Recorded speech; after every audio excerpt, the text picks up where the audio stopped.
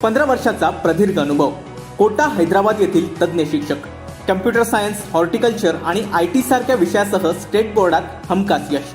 बाहेरगावच्या विद्यार्थ्यांसाठी हॉस्टेल आणि मेसची सुविधा. 11वी आणि 12वीच्या मोजक्याच जागा शिल्लक. चला तर मग वाट कशाची बघताय, आजच ॲडमिशन नक्की करा. आमचा पत्ता मुंबई गोवा महामार्गाजवळ यशोधरा हॉटेल, कुडाळ. संपर्क 9325 01 74 58. आपल्या सर्व पत्रकारांचे खऱ्या अर्थाने खूप खूप आभार मानतो की आपण सर्वजण पनवेलपासून सुरू झालेल्या कालपासूनच्या दौऱ्याला सिंधुदुर्गामध्ये असेपर्यंत अतिशय चांगल्या प्रकारे तिथल्या असणाऱ्या सर्व नागरिकांच्या असणाऱ्या अडचणी असतील किंवा प्रत्यक्षपणे सरकारच्या भूमिका काय आणि सरकार कशा पद्धतीने काम करते, काय अडचणी आहेत, या सर्व आपल्या माध्यमातून महाराष्ट्रातील जनतेपर्यंत अतिशय चांगल्या प्रकारे आपण सर्वांनी पोहोचवले. खरं तर आपणा सर्वांना माहीत आहे की मुंबई गोवा हा अत्यंत महत्त्वाचा असणारा हा रोड आहे. आदरणीय आमचे सर्वांचे नेते नितीन गडकरी साहेबांनी त्यावेळच्या काळामध्ये हा अत्यंत महत्त्वाचा रस्ता आणि या रस्त्याला मंजुरीसाठी मोठ्या प्रमाणामध्ये पैसे दिले. पण एखाद्या ठिकाणी रस्त्याचं काम होत असताना ज्या अडचणी येतात त्या अडचणीजवळ वेगवेगळ्या टप्प्यांमध्ये, मग सिंधुदुर्ग जिल्ह्यामध्ये जवळजवळ 90-95% जास्त रस्त्याचं काम पूर्ण झालं आहे. त्याचबरोबर रत्नागिरीमध्ये आणि रायगडमध्ये सुद्धा काम प्रगतीपथावरती आहे. परंतु हे काम 100% जर पूर्ण करायचं असेल तर त्यामधल्या असणाऱ्या छोट्या छोट्या ज्या अडचणी आहेत त्यांना वेगवेगळ्या पद्धतीने न्याय देणं अत्यंत गरजेचं आहे. त्या अडचणी दूर करण्यासाठी समोरच्या व्यक्तींशी की ज्यांच्यामुळे अडचणी आहेत त्या सगळ्यांशी सामंजस्यपणे त्यांच्याशी चर्चा करून त्यामध्ये मार्ग काढल्याशिवाय हा मार्ग लोकांसाठी सुखकर होणार नाही. परंतु वेळ भरपूर झालाय, त्यामुळे आता या सगळ्या विषयांमध्ये तातडीने युद्ध पातळीवरती काम करण्याची गरज आहे. विधानसभेच्या अधिवेशनामध्ये मी आपणा सर्वांना माहीतच आहे की नव्याने आलेलं सरकार, आदरणीय मुख्यमंत्री एकनाथराव शिंदे साहेब आणि आमचे सर्वांचे नेते उपमुख्यमंत्री देवेंद्रजी फडणवीस साहेब या दोघांनी माझ्याकडे ही जबाबदारी दिली आणि विधानसभेमध्ये एका लक्षवेधीवरती उत्तर देताना मी तिथल्या असणाऱ्या सर्व लोकप्रतिनिधींना विनंती केली की तुम्ही आम्ही सर्वजण, कोकणातील असणारे सर्व लोकप्रतिनिधी, तुम्ही आणि आम्ही सर्वांनी मिळून या सर्व जटिल असे असणारे हे छोटे छोटे विषय का होईना या सर्वांकडे जातीने लक्ष घालण्याची गरज आहे. आणि हे प्रश्न जर सोडवायचे असतील तर प्रशासनाबरोबर हात मिळवून एकत्रपणे या विषयाची चर्चा करून हा प्रश्न कसा सुटेल यासाठी प्रयत्न करणं. आणि हा प्रश्न हा आपला सर्वांचा आहे, आपल्या सर्वांच्या जिव्हाळ्याचा आहे. असा जोपर्यंत आपण सर्वजण विचार करणार नाही तोपर्यंत हे प्रश्न सुटणार नाही. आणि मग त्या दृष्टिकोनातून येताच ज्या वेळेला पाहणी करत होतो त्या पाहणी करत असताना प्रत्येक ठिकाणी असणारे हर्डल्स काय आहेत, अडचणी काय आहेत, त्या माझ्या लक्षात आल्या. मी अधिकाऱ्यांच्याही लक्षात आणून दिलंय आणि आम्ही सर्वजणांनी असा विचार केलाय की या सर्व अडचणी दूर करून कोणत्याही परिस्थितीमध्ये डिसेंबर 23च्या अगोदर हा पूर्ण रस्ता मग पनवेलपासून पूर्ण सिंधुदुर्गाच्या टोकापर्यंत म्हणजे बांधापर्यंतचा असणारा रस्ता हा कसा कंप्लीट होईल यासाठी आम्ही सगळेजण प्रयत्नशील आहोत. मला या सर्व विषयांमध्ये आपण सर्व पत्रकारांचे सुद्धा फार या सगळ्यामध्ये मदत हवी आहे. कारण या सगळ्या गोष्टी करत असताना कुठेतरी उगाचच इश्यूज होण्याची फार मोठी शक्यता आहे.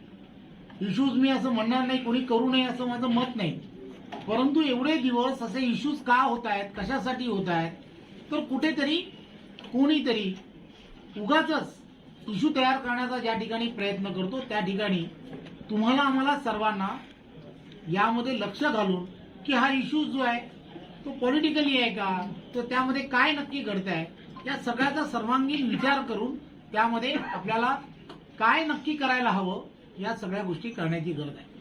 मी तर ठरवलंय की मला या सगळ्या गोष्टीमध्ये कोणत्याही परिस्थितीमध्ये हा रस्ता पूर्ण करण्यासाठी जे एफर्ट्स त्यामध्ये टाकायचे आहेत, जेवढे एफर्ट्स त्यामध्ये टाकायचे आहेत, ते या सरकारच्या माध्यमातून आमचे सर्वांचे नेते देवेंद्रजी फडणवीस नेहमीच सांगत असतात, चुका या झाल्या तर चुका कोण करतो, जो काम करतो त्याच्याकडून चुका होतात आणि काम करणाऱ्याकडूनच चुका होतात. म्हणजे आम्हाला काम करायचं आहे हे नक्की आहे. त्यामुळे काम करणाऱ्या माणसाबरोबर तुम्ही सगळ्यांनी आमच्याबरोबर राहणं ही फक्त काळाची गरज आहे असं मला वाटतं.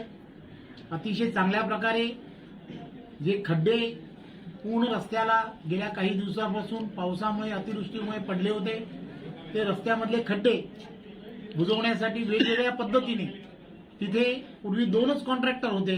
मी कालही सांगण्याचा प्रयत्न केला.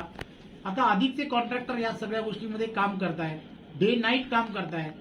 पावसाची सुद्धा उघड देवानी सुद्धा साथ द्यायला सुरुवात केली या गव्हर्नमेंटला असं मला वाटायला लागलंय, आमच्या गव्हर्नमेंटला.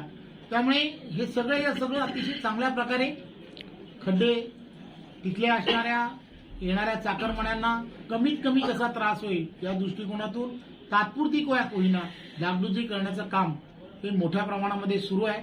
परंतु ही सर्वच्या सर्व डागडुजी ही तात्पुरती स्वरूपाची आहे. डिसेंबर 23च्या अगोदर आम्हाला संपूर्ण रस्ता पनवेल पासून त्याचे अधिकारी थोडंसं का होईना, त्यांची अधिकारी वर्ग हा कमी आहे. त्यामुळे मी माझ्या डिपार्टमेंटमधल्या सर्व अधिकाऱ्यांना सांगितलंय की ही जबाबदारी आपली आहे. प्रत्येक टप्प्यामध्ये आपले स्वतःचे डेप्युटी इंजिनियर त्यामध्ये अपॉइंट करा. हा रस्ता कोणत्याही परिस्थितीमध्ये लवकरात लवकर कसा पूर्ण होईल, त्याला असणारे पर्यायी मार्ग काय असू शकतात, अशा वेगवेगळ्या ज्या गोष्टी आहेत की ज्या अत्यंत महत्वाच्या आहेत, त्या सगळ्याचा विचार येणाऱ्या काळामध्ये कसा करता येईल आणि हे कोकणामधील असणारा हा महत्वाचा रस्ता, त्याला असणारे पर्यायी रस्ते, ते लवकरात लवकर या कामांना कशी गती मिळेल यासाठी आम्ही सर्वजण प्रयत्न करणार आहोत. धन्यवाद. आपल्याला काही रत्नागिरी आणि रायगडमध्ये मोठ्या प्रमाणात काम थांबलेलं आहे आणि 16 महिन्याचा तुम्ही अल्टिमेटम दिलेला आहे. अशावेळी काही एजन्सी सोडून गेलेल्या आहेत या रस्त्याच्या, म्हणजे ठेकेदार. अशावेळी रिटेंडरिंग होणार काय आणि काय भूमिका असेल आपली? हे रायगडमधलं जे काम आणि ज्या कामाबद्दल आपण म्हणताय त्या संबंधीमध्ये जे काम आहे ते काम एका दुसऱ्या एजन्सीला देण्याच्या संदर्भातले आदेश झालेले आहेत. त्यामध्ये फक्त आर्बिट्रेटर जो निर्णय करणार आहे की जो पूर्वीचा जो कॉन्ट्रॅक्टर आहे हा रस्ता पूर्णच्या पूर्ण बीओटी मध्ये झाला होता, त्याने जेवढं काम केलंय त्या कामाचा तो जो पैसे मागतोय त्या संदर्भातला फक्त निर्णय आर्बिट्रेटर करत असतो. आमचा प्रयत्न आहे की त्यांनी कामाला मंजुरी द्यावी. काम करण्यासाठी दुसऱ्या व्यक्तीला जर परवानगी दिली तर नक्कीच त्या ठिकाणचं काम पण लवकरात लवकर सुरू होईल. सर, सिंधुदुर्गमध्ये 90% काम झालेलं आहे. रायगड आणि रत्नागिरीमध्ये काय कंडिशन आहे, कितीपासून काम पूर्ण झालेलं आहे? त्या ठिकाणी पण बऱ्याच ठिकाणचं काम पूर्ण झालेलं आहे. फक्त जे घाटामधलं असणारं जे काम आहे त्या घाटामध्ये भुसभुशीत माती असेल किंवा ह्या सगळ्या गोष्टीमुळे त्या ठिकाणी दरड कोसळल्यासारखं पावसामध्ये मोठ्या प्रमाणामध्ये कोसळली जाते. त्यामुळे काम करणं थोडंसं इम्पॉसिबल असतं. त्यामुळे त्याही संबंधामध्ये ही एक उत्तराखंड असेल किंवा अशी जी परिस्थिती ज्या ज्या ठिकाणी असेल त्या ठिकाणची एक एजन्सीशी बोलणं झालेलं आहे. ती एजन्सी त्या संदर्भात येऊन प्रत्यक्ष पाहणी करून काम कसं करावं या संदर्भातला रिपोर्ट्स येणाऱ्या 10 ते 15 दिवसामध्ये आम्हाला देणार आहे आणि त्यानंतरच्या काळामध्ये गणपतीच्या नंतर त्या कामाला कशी गती मिळेल यासाठी प्रयत्न करेल. सर, नाना प्रोजेक्ट को लेकर से रिवाइव होगा. पिछली सरकार आपकी उसे रोक कर गई थी, स्क्रैप कर दिया था, तो क्या वजह है रिवाइव करने का? आपने किसी ने तो मुझे पूछा था कि इसके अंदर वहाँ के जो एमएलए हैं राजन सालवी जी, इनको ऐसा लगता है कि नाना प्रोजेक्ट होना चाहिए. तो हमने वही कहा कि नाना प्रोजेक्ट होना चाहिए, ये हम पहले से कह रहे हैं, तो हम भी उनके साथ में. तो उन्होंने हमको सपोर्ट डिक्लेयर किया है और वो आज मेरे साथ में थे, वो वही बता रहे थे कि नाना प्रोजेक्ट होना चाहिए. तो जहां पर होना चाहिए उसके बारे में सरकार तय करेगी, लेकिन नाना प्रोजेक्ट ये होगा, ये तय है. 56 मिडल कट आहेत साहेब, 56 मिडल कट सिंधुदुर्गात ते जारापमध्ये हे 56 मिडल कट धोकादायक आणि ते 6 महिन्यामध्ये 17 बळी गेलेले आहेत. हे 56 मिडल कट बंद करण्यासंदर्भात काय निर्णय घेणार आहात? या संदर्भामध्ये अधिकची जी माहिती आहे ती माहिती गोळा करण्यासाठी डिपार्टमेंटला सांगितलेलं आहे आणि नक्की ज्या ज्या अडचणी आहेत त्या रस्त्यामध्ये किंवा ज्या अडचणी त्या सूचना किंवा या सगळ्या गोष्टी आमच्यापर्यंत पोहोचतील त्यामध्ये नक्कीच जी उपाययोजना जी करायला पाहिजे ती उपाययोजना नक्की करू. राजन सालवी जी ने कल भी मुलाकात की थी आपसे, आज भी की है, उनके बारे में कुछ अफवाह भी उड़ी थी, क्या है सच्चाई क्या है, क्या किस लिए मिले थे वो? कि आपके तो आपको मालूम होना चाहिए कि विधान सभा में ये जो लक्ष्य विधि हुई थी तो जो लक्ष्य विधि के वक्त ही मैंने कहा था कि लक्ष्य विधि का जवाब देते हुए कहा था कि मैं 22 तारीख को वहां पर एक मीटिंग लूंगा. आप सभी लोक प्रतिनिधि जो है कोकण के आजी माजी जो सब लोग हैं उनको मैंने वहां पर इनवाइट किया था. उन सभी को पूछा गया कि आपकी क्या सूचनाएं हैं और फिर उसके बाद में वापस कहा गया कि 26 तारीख को मैं खुद सब अधिकारियों के साथ में यहाँ पर जाने वाला हूँ, मेरा दौरा है. तो आप सभी लोग जहाँ जहाँ पर आप लोगों की आपका मतदार संघ है वहाँ पर आप ज्वाइन होइए और जो आपकी तकलीफें हैं या जो आपकी सूचनाएं हैं वो आकर हमें बताइए. तो वो सब लोग इसलिए आए थे, सब लोग आए, कोई आया नहीं ऐसा एक भी नहीं था. सब लोग आए और उन्होंने उनके तरफ से वो उस मतदार संघ का नेतृत्व करते हैं तो उनको वहाँ की बहुत सारी जानकारी भी होती है.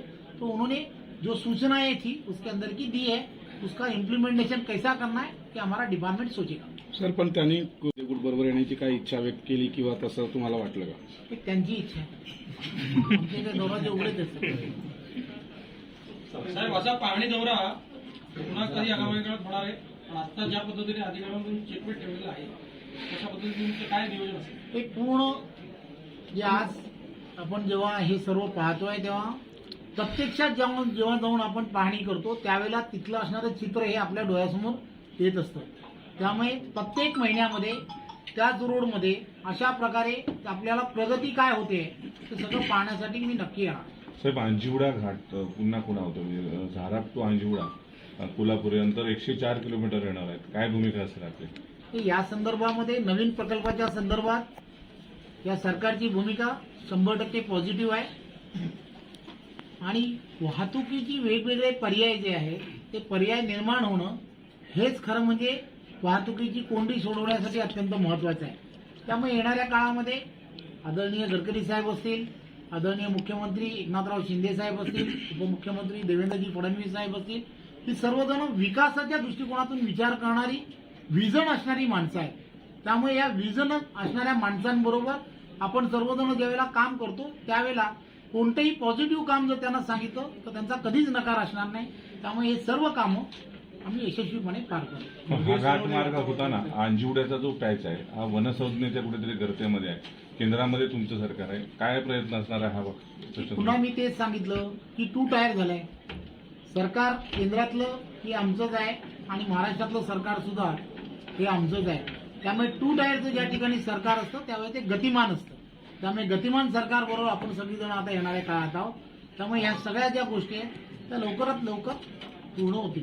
या अनुषंगाने घोडगे सोनवडे घाटाला गती मिळेल का? घोडगे सोनवडे घाटाबद्दल पूर्वी पण बऱ्याच वेळेला चर्चा झाली आहे आणि या सगळ्या गोष्टीमध्ये आम्ही पॉझिटिव्ह आहोत. त्यामध्ये काही अडचणी आहेत असंही बऱ्याच वेळेला सांगितलं जातं. पण पुन्हा प्रश्न आणि प्रश्नाच्या उत्तरामध्ये वारंवार सांगण्याचा प्रयत्न करतोय. केंद्रातलं सरकार नरेंद्र मोदींच्या नेतृत्वात गतिमान पद्धतीने काम करत आहे आणि आमचे मुख्यमंत्री एकनाथराव शिंदे असतील, उपमुख्यमंत्री आमचे नेते आदरणीय देवेंद्रजी फडणवीस साहेब या दोघांच्या नेतृत्वामध्ये गतिमान पद्धतीने काम होत आहे हे आपणा सर्वांच्या लक्षात आलंच असेल. कारण निर्णय घेण्याची जी क्षमता आहे किंवा निर्णय घेण्याचा जो स्पीड आहे, रोज कोणता तरी एखादा निर्णय, रोज कोणत्या तरी एखाद्या जटिल प्रश्नावरती निर्णय हे सातत्याने ते देत आहेत. धन्यवाद. असे नवनवीन व्हिडिओ पाहण्यासाठी कोकणशाहीचं यूट्यूब चॅनल सबस्क्राईब करा व बेल बटन प्रेस करा. तसेच फेसबुक पेज लाईक करा आणि इंस्टाग्राम पेज व ट्विटर पेजला फॉलो करायला विसरू नका.